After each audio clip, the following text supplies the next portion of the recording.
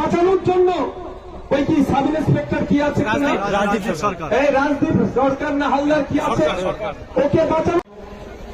আমাদের সাথে প্রশাসন ভালো ব্যবহার করেছেন, আমাদের বক্তব্য শুনেছেন, আমাদেরকে আশ্বস্ত করেছেন।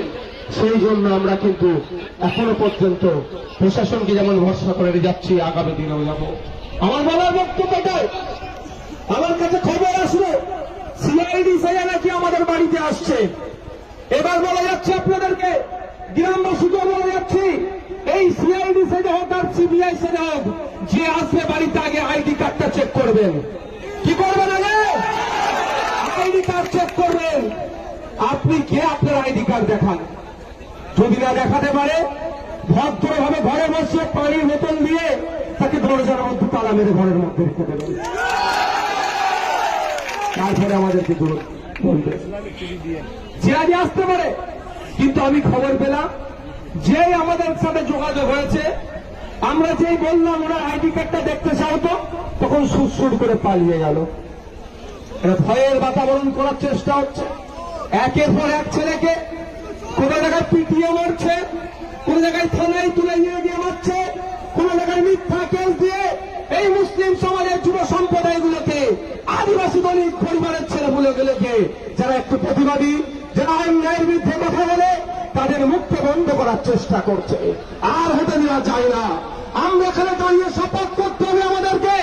আমরা আনিস খানকে যেমন বলছি না, গত বছর পুলিশ কাস্টডিতে শিকার, এ জায়গায় দাঁড়িয়ে আমাদেরকে শপথ নিতে হবে। অনেকে অনেক কথা বলবে, অনেকে কান ভাঙাবে, কিন্তু আমাদের শপথ নিতে হবে আবু সিদ্দিকের খুনিরা যতক্ষণ না পর্যন্ত শাস্তি পাচ্ছে, আমরা শান্তির ঘুম ঘুমাবো না।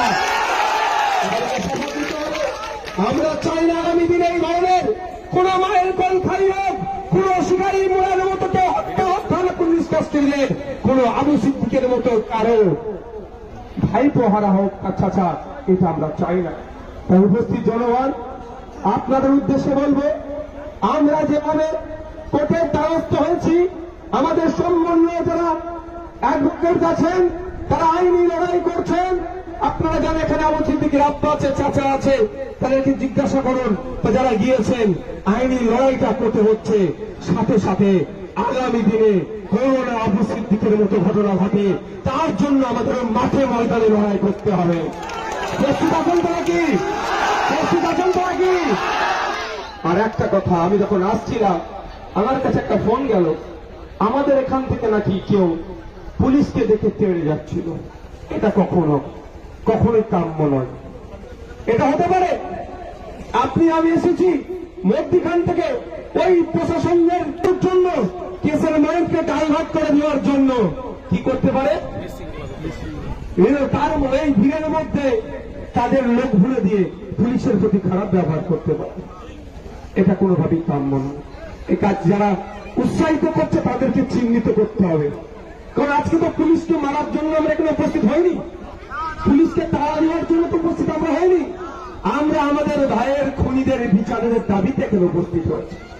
সুতরাং এখানে যারা আমাদের মধ্যে থেকে এই ধরনের অন্যায় কাজ করার চেষ্টা করছে, তাদেরকে কি করতে হবে? চিহ্নিত করতে হবে। কারণ আপনারা ভালো করে জানেন,